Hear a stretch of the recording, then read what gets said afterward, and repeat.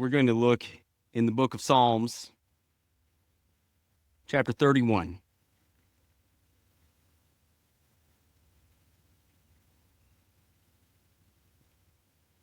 But before we read that text, I want you to hear some other texts from the book of Psalms. Blessed are all who take refuge in him.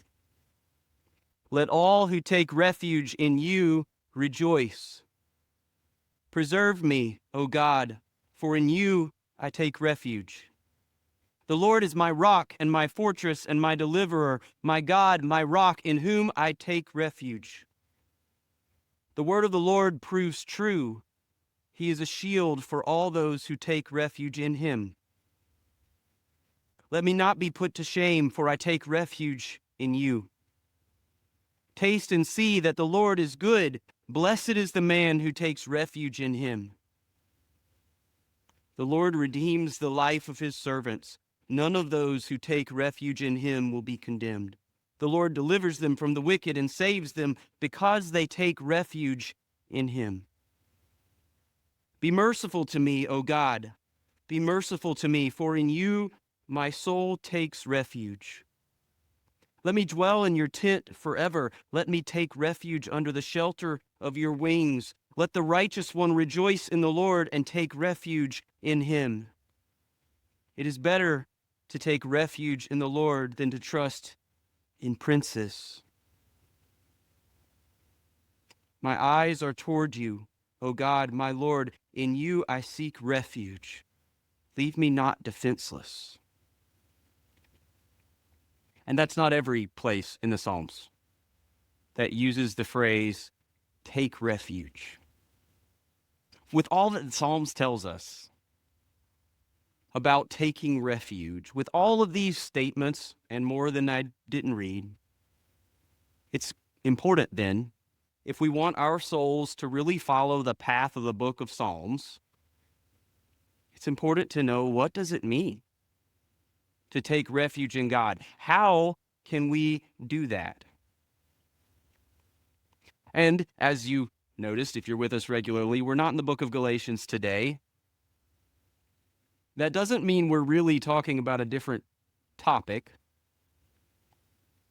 It just means that we're using a different section of Scripture to talk about some of the same things. And so my desire as we look through Psalm 31, as we consider what it means to take refuge in God, my desire is that God would take the truth of this psalm, put it alongside the things we've been looking at in Galatians, and hopefully take all of us a little deeper in our understanding. It's easy when you hear one book, one way of talking about it. You hear the Apostle Paul in Galatians. Maybe it's easy for you to hear that, and then you kind of get some blind spots where Paul's language doesn't quite get in all the way to what you're really thinking.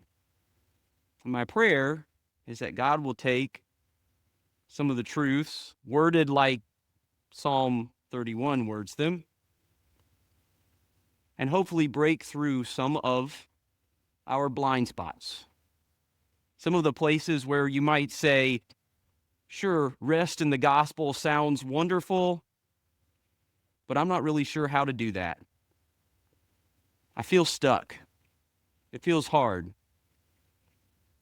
I hope that Psalms will help us with that. So I want to read, beginning in verse 1 of Psalm 31. In you, O Lord, do I take refuge. Let me never be put to shame. In your righteousness deliver me. Incline your ear to me. Rescue me speedily. Be a rock of refuge for me, a strong fortress to save me. For you are my rock and my fortress, and for your name's sake you lead me and guide me. You take me out of the net they have hidden for me. For you are my refuge. Into your hand I commit my spirit. You have redeemed me, O Lord, faithful God. I hate those who pay regard to worthless idols, but I trust in the Lord. I will rejoice and be glad in your steadfast love, because you have seen my affliction. You have known the distress of my soul. and you have not delivered me into the hand of the enemy. You have set my feet in a broad place. Be gracious to me, O Lord, for I am in distress. My eye is wasted from grief, my soul and my body also, for my life is spent with sorrow and my years with sighing. My strength fails because of my iniquity, and my bones waste away. Because of all my adversaries, I have become a reproach, especially to my neighbors, and an object of dread to my acquaintances. Those who see me in the street flee from me. I have been forgotten like one who is dead. I have become like a broken vessel. For I hear the whispering of many, terror on every side, as they scheme together against me, as they plot to take my life. But I trust in you, O Lord. I say, you are my God. My times are in your hand. Rescue me from the hand of my enemies and from my persecutors. Make your face shine on your servant. Save me in your steadfast love. O Lord, let me not be put to shame, for I call upon you. Let the wicked be put to shame. Let them go silently to Sheol. Let the lying lips be mute, which speak insolently against the righteous in pride and contempt. Oh, how abundant is your goodness, which you have stored up for those who fear you, and worked for those who take refuge in you, in the sight of the children of mankind. In the cover of your presence you hide them from the plots of men. You store them in your shelter from the strife of tongues.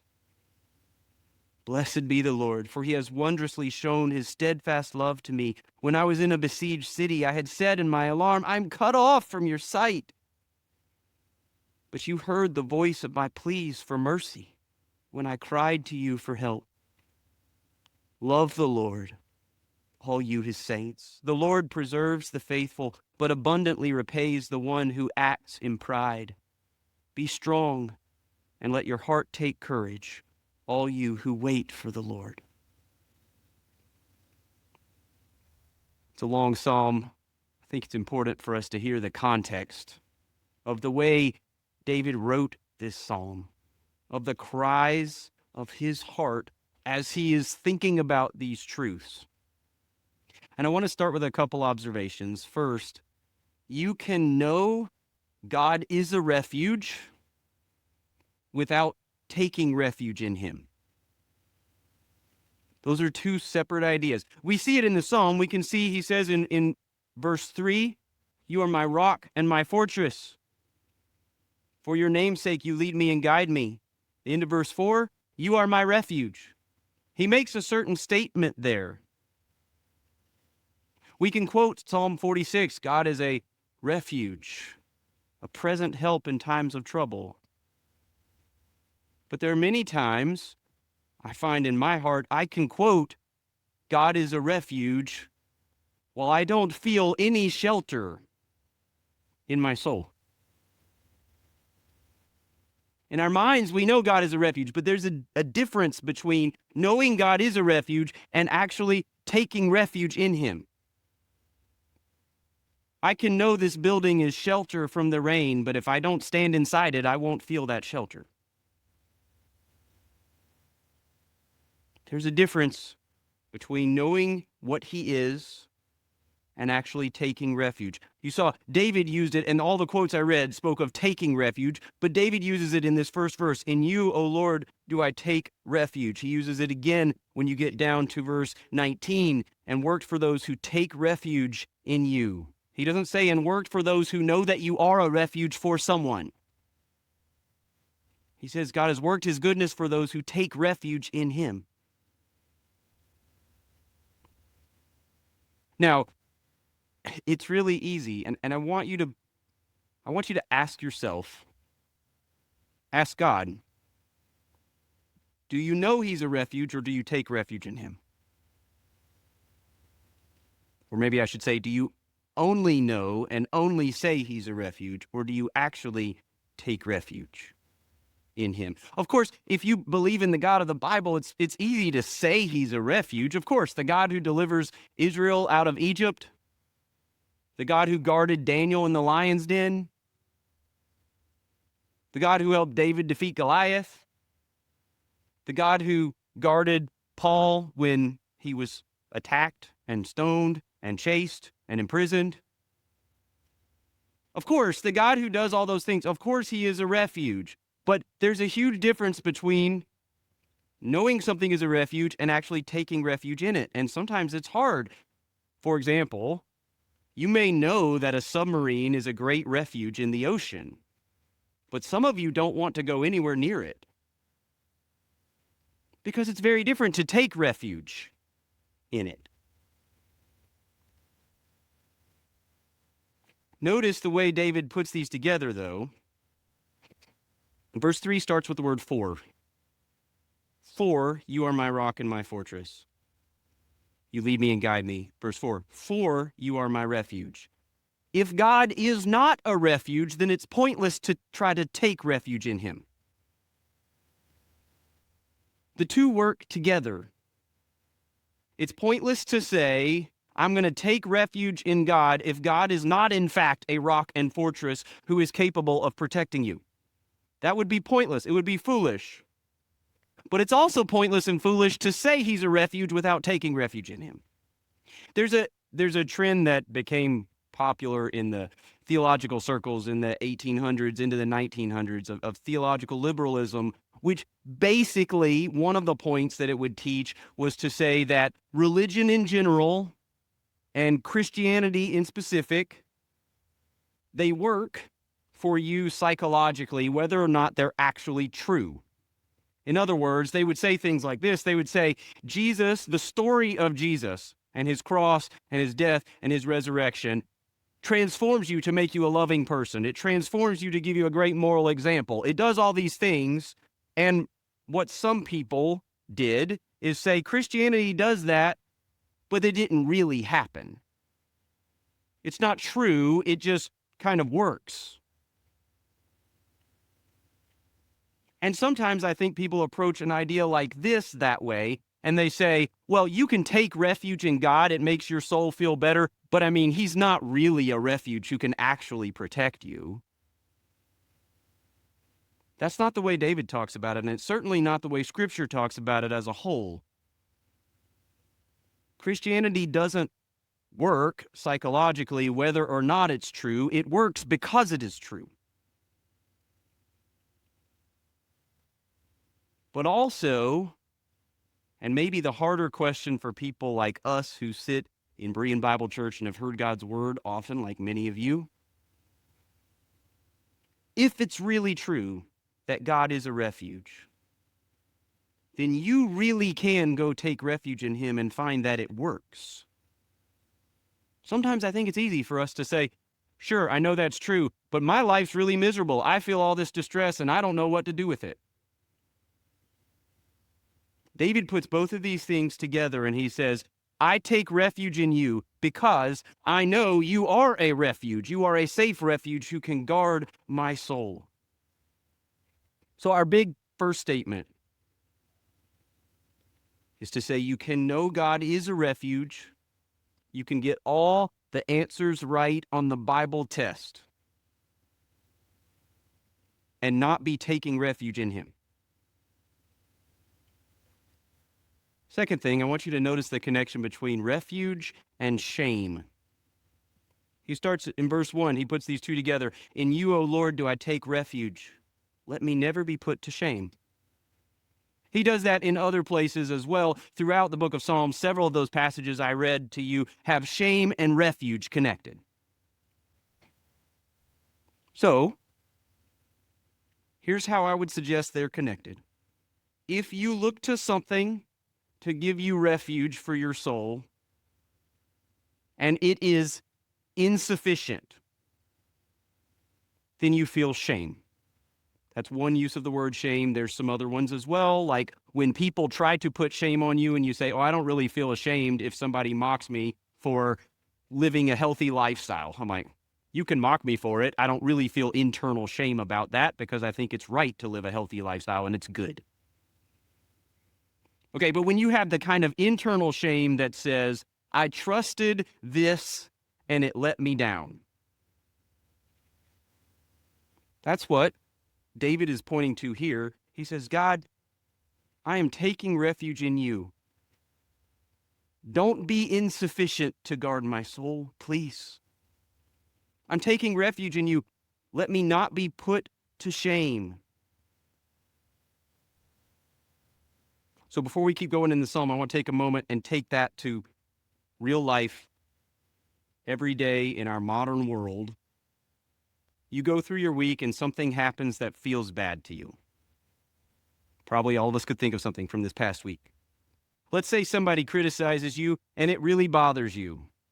Not so much because you care about their opinion, but because it resonates enough with your fear that says, I'm not good enough. You been there? Someone criticizes you and you're like, yeah, you're right. I think I fail too. That's not a good feeling. Nobody likes that one. Just like if you were standing outside while it's raining, I think it is, yes, while it's raining right now, probably most of you wouldn't stand out there and just be like, yes, soak it in. Like, this doesn't feel good. So what do? You look for shelter. You go to a refuge. Is this language? And so when we have this kind of negative feeling, we look for something to make us feel better or make us forget. Feel better or feel nothing, one or the other.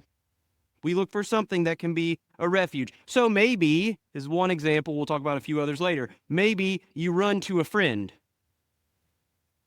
and you think that relationship, that joy, that friendship, that will be enough for my soul to feel okay. So you get the picture. I feel bad because of this criticism, because of my fears that I'm not enough. I run to this friend who's going to help me. It's like coming over underneath an umbrella in the rain. I'm like, oh, good. I'll find a shelter. Now, let's say that friend lets you down. For whatever reason, maybe they are having a bad day and they criticize you in a way that hurts even more. Maybe they're just not available when you want them to be. Whatever it is, you try to take refuge under that friend and you say, it didn't work. Now what do you feel? You feel shame. You feel like, why on earth did I think they could help me? And it can be this vicious cycle because now you feel shame about that and you go, all right, I need refuge from that bad feeling. What can protect my soul? What can help me? And we run to all kinds of different things at that point. So maybe you go scroll down social media hoping it'll kind of numb you and you won't remember the things that feel bad in your life. And you look at your watch again in 2 hours and you feel shame because you're like, that didn't do any good. So you pick another thing and another thing and another thing, and we so often can take a distress we feel in our souls and we run to one refuge after another, hoping that it's enough to solve the angst we feel. And what we find often is shame, because it's insufficient for what we're asking it to do. Now, we'll come back to some other specific examples in a minute, but let's keep walking with David and say, well, David, what do you take refuge from? Like, what are we talking about here? Are we just talking about enemies walking up to our city with swords and bows? Well, let's see what he says. Verse 4. You take me out of the net they have hidden for me. Verse 13.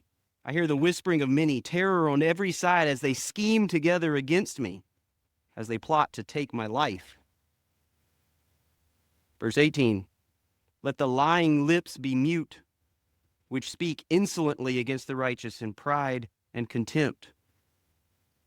We could categorize these all together and say David takes refuge from the schemes of his enemies. Those schemes include a picture of maybe a literal net to trap him, maybe a figurative one. They include they're trying to come and kill him. They include lies which are told about him in pride. David says, there are people who are against me. And they're not just accidentally against him. They're his enemies on purpose. And David says, my soul needs a refuge from that. And it's God. Sometimes I think we act like God can be a refuge from impersonal things. right? Like God can keep me safe driving on the road. God can keep me safe in a storm. God can handle when there's sickness, when there's financial need. Like okay, God, I come to you. I can trust that.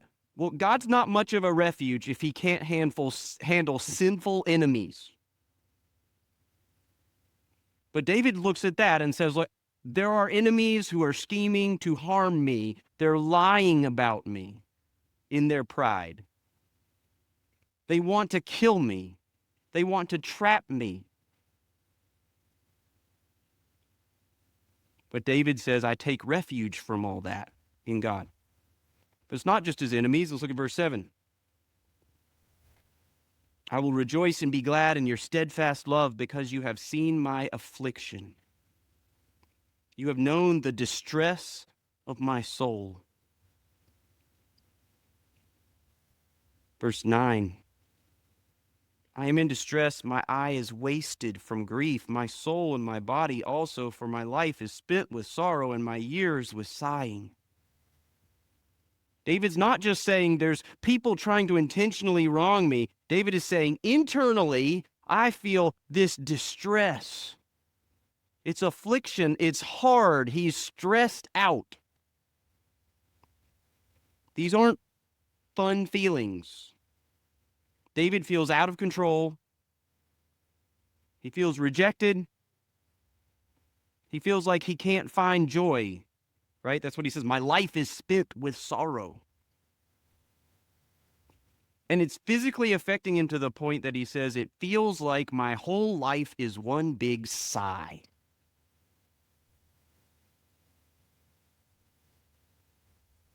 We feel like that sometimes, don't we?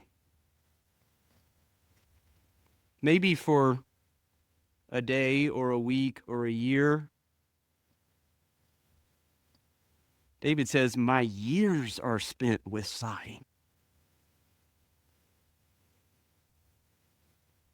Imagine the amount of time, I don't know when this psalm was written, probably wasn't this case, but imagine when David had been anointed and he knew he was going to be king, and he's not king. In fact, Saul's trying to kill him for a long time. David says, I have enemies against me, and I have this deep distress, affliction. I'm stressed out, sorrow in my soul. And he says, there's only one refuge that can help. But I want you to notice one more in verse 10, where I stopped reading. There's one phrase here that I think if you miss this phrase, you'll miss a lot of the comfort that David wants to give us. The end of verse 10, my strength fails because of my iniquity, and my bones waste away. David's not saying God is a refuge merely from storms and things like that. He's not saying merely God is a refuge from enemies trying to attack me. He's not saying merely God is a refuge from those, plus he's a refuge when I feel distressed. He's saying when I have sinned, because of my iniquity, because I've done wrong. I think many times, especially those of us who are in church often, we can accept, okay, yes, God's a refuge for all of that, but I messed up. I did it wrong. But David comes and says, in all of it, when you feel the need for shelter from your soul, which you always have that need, but especially when you feel it, he says, there is only one refuge that will not put you to shame. Only one refuge from the distress that comes from your enemies and from your sin. And it's God who is our rock and our fortress. So let's see what David says it means to take refuge. See, he uses the phrase take refuge in verse 1 and 19. But in between, he talks about several other things, and he expresses this is what it's really like. When you feel endangered, that's why you need a refuge. You feel endangered because you're attacked, or you're distressed, or you're sinful. To take refuge is to trust in God for the health of your soul. Look at verse 14, where he turns after saying, here my enemies are against me. He says, but I trust in you, O Lord. I say, you are my God. That's a statement of connection. It's a statement of worship. We trust God with his worship. He says, I'm not going to go worship power and armies and money and pleasure and anything else. I'm not going to go worship these idols. Instead, he says, if I take refuge in God, that means I come to him with my worship. You're the greatest thing that I know. You're the God that I serve. You're the God who keeps me. What else do we trust him with? Verse 5. Maybe you recognize this quote. Into your hand I commit my spirit. Jesus quoted that, his last words on the cross. He wasn't trusting then that the Father would spare his physical body. He was trusting all of who he is at his core to his Father, even when he knew he was facing death. So when we say you take refuge in God, what you're doing is saying, I take all of who I am at the core, my soul. I trust God to care for it. Even if, like Jesus, you were facing physical death right now. That's what he means by taking refuge.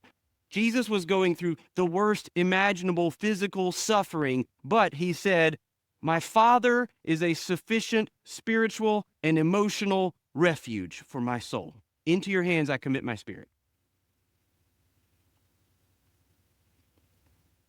So when we are going to take refuge in God, first we say, my worship goes to him. That's part of taking refuge. I recognize he is greater than anything else I could pursue. My soul is protected by him. He's the only one who is sufficient to guard my spirit, to guard me at the core of who I am. Verse 15, my times or my days are in your hand. We trust him with our worship. We trust him with our soul, everything we are, and we trust him with our times or our days, with what happens each and every moment.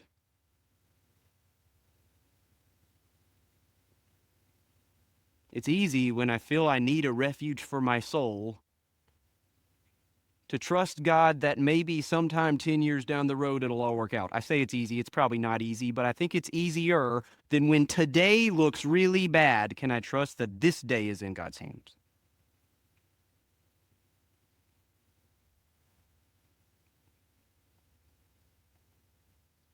It's simple enough. The picture is simple. When I say there's a difference between knowing God as a refuge and trusting him, if there's a sufficient refuge over here, and I'm standing over here, and I feel distress, you move under that refuge. The picture's simple. The complexity is getting my soul to rest under God's protection.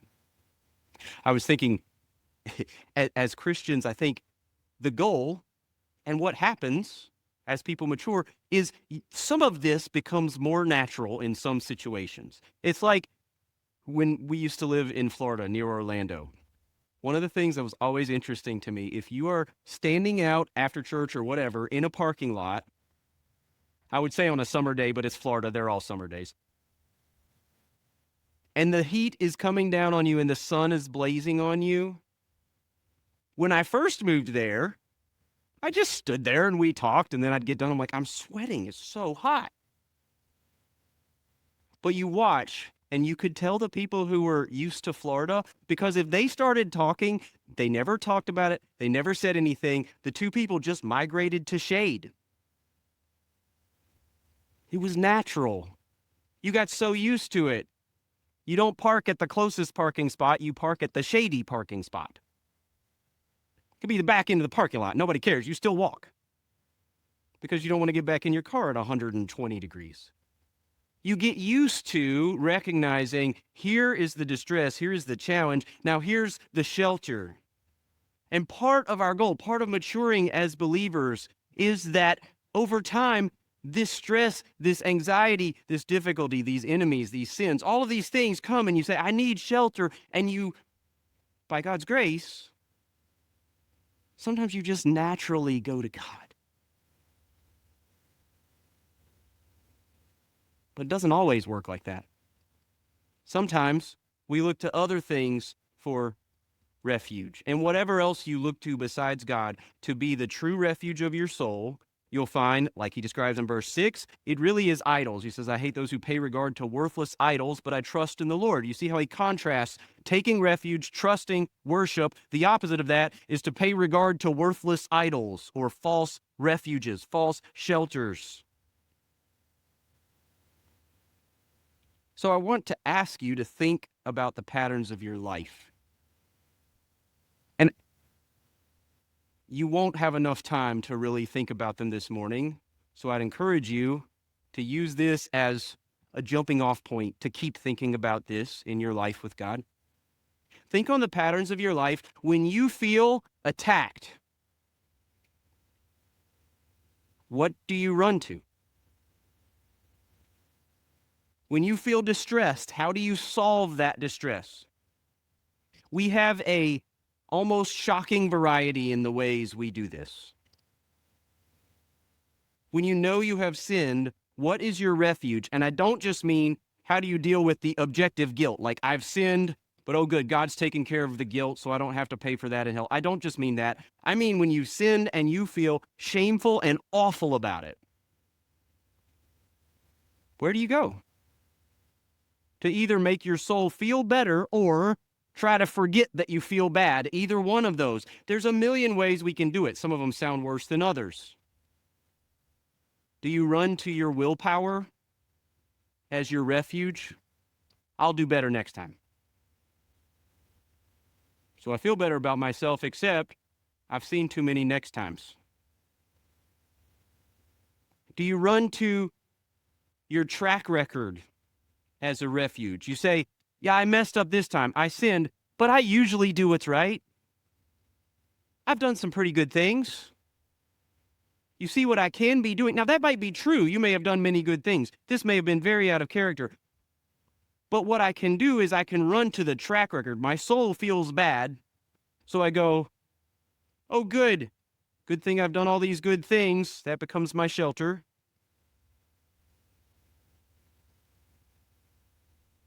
Do you run to your pride as a refuge?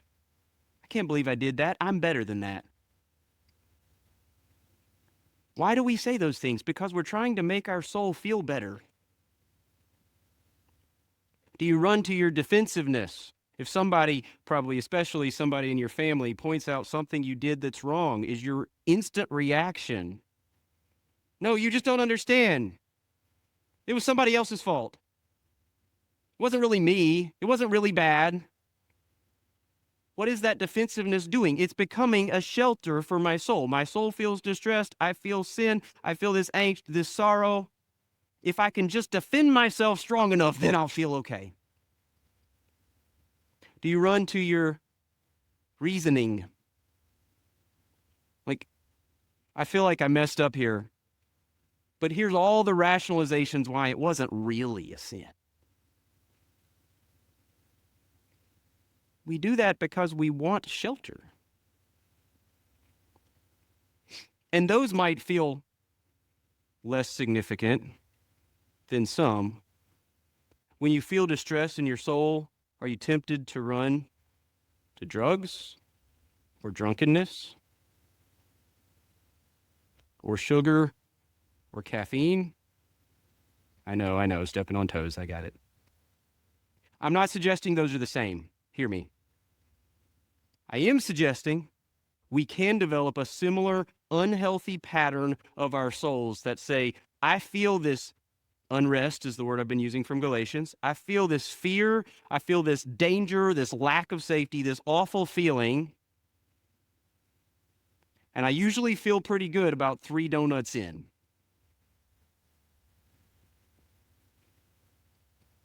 Donuts can be a wonderful gift from God. I'm not saying they're sinful. I am saying to use it as a refuge for your soul won't work and is sinful. because these kinds of things are powerful enough to make us feel better in the moment or to make us forget that we feel bad. Humans will do anything, even if it harms us. We will do anything to find refuge from the kind of emotional danger and distress that we feel from our enemies, from our circumstances, or from our sins. Do you run to social media, scrolling YouTube funny videos? Not saying that's always wrong. I am saying it's a sinful refuge. Maybe it's other digital habits that are more destructive. Or obvious sins like lying, complaining, arguing. Why do we do all these things? Because our souls feel something, some distress, and we need a refuge somewhere. Maybe it's good things. Again, not sinful. But do we run to a good book and a blanket for our souls to feel better faster than we run to God? Do you run to vacation or Netflix or your friends or your spouse or sex or productivity? It really doesn't matter. Put anything but God there. They can all feel good. Many of them can be very good things. And if you pursue them as good gifts from a gracious God who is where your soul is ultimately safe, they are wonderful gifts. But if you pursue them as a substitute refuge, it will let you down. You will feel shame because it let you down. Because at the core, to trust anything that I can control as a refuge for my soul, it's self-reliance and not faith in God. So maybe you say, how on earth do I know if I'm looking at those things like a refuge or if I'm looking at them like a good gift from my true refuge? So I'd leave you with this one to ponder. If you're seeking refuge in an unhealthy way, it produces unhealthy fruit. If you find yourself looking back on your week or your day and you say, I really shouldn't have done that. If you say, I really shouldn't have binge watched Netflix that long. I kind of knew it at the moment, but I found myself right back in the same patterns. Chances are you're seeking some kind of refuge for your soul. That's why you ran back to it when you already kind of knew it wasn't great. If you find yourself responding in sinful, hurtful ways to the people around you, when your defensiveness comes out as insults to somebody you say, I love them, I don't want to insult them. That's not just a willpower problem. That's I'm looking for refuge for my soul somewhere that can't give it to me. So, unhealthy refuge seeking produces unhealthy fruit, which is the same thing as Galatians 5 saying the flesh and its desires produce the work of the flesh, which hurt. And the spirit and its desires produce the fruit of the spirit, which is peace.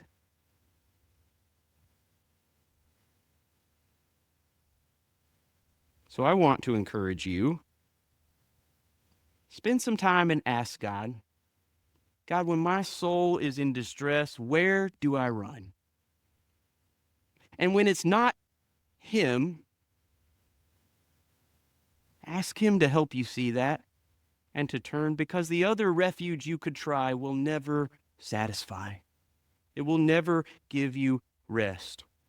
But I love that David gives us one other thread. Why can we do that? Because really, if you hear what I'm saying, it's radical. I am saying all the distress you feel in your soul, you can put all of your trust in God to protect you. You don't have to protect yourself in that distress.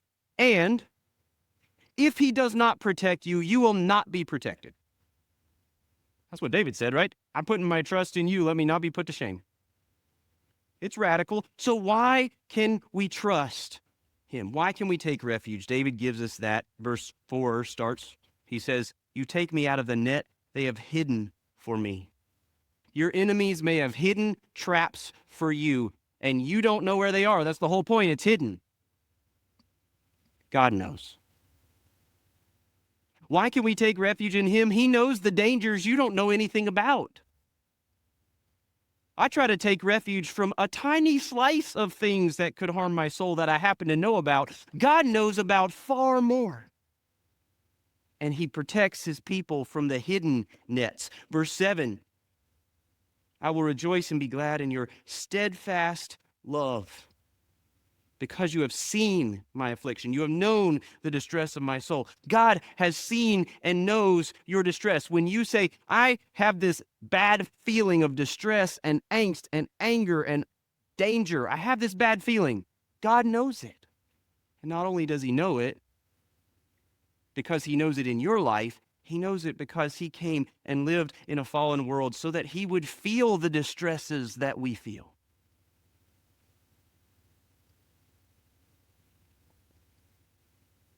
We can take refuge in him because he's a God of grace. This text uses it in verse 9, be gracious to me. But the idea of undeserved favor is really what's built into steadfast love. All throughout the Psalms. Verse 7 says he has steadfast love. Verse 9 says, be gracious to me. Verse 16 says, make your face shine on your servant. Save me in your steadfast love. If we put it in the terms we've used in Galatians, God, my soul feels in danger. Save me, protect me, give me rest in your grace, in your undeserved favor to me.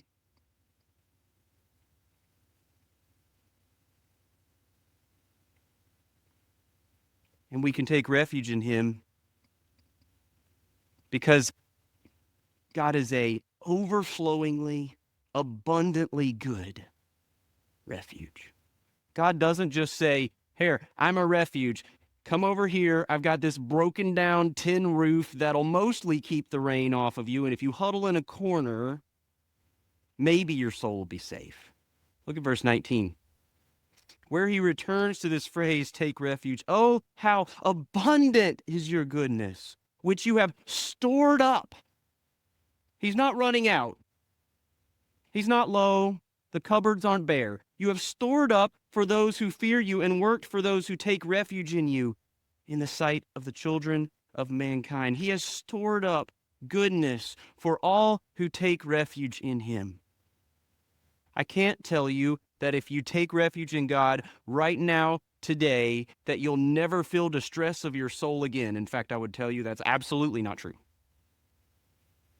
But I can tell you that there's only one refuge sufficient to guard your soul, to give you peace. And he's not only practically sufficient, his refuge is so wonderful that your response shouldn't just be, oh good, I can hide in a corner. It's the way he ends the psalm, verse 23. Love the Lord, rejoice, love him. Because of the love he has sheltered you with, love the Lord, all you his saints. The Lord preserves the faithful, but abundantly repays the one who acts in pride. So be strong, and let your heart take courage, all you who wait for the Lord. That doesn't mean be strong in yourself. It means at all costs, when your soul feels the need for a refuge, whatever it takes, run to him. Run to the only refuge that can deal with your deepest fears and your deepest longings. And know that none who take refuge in God will ever be put to shame. I invite you to bow. And respond to God. Ask him for wisdom to see where you run in your life, and ask him to show you the beauty of his grace.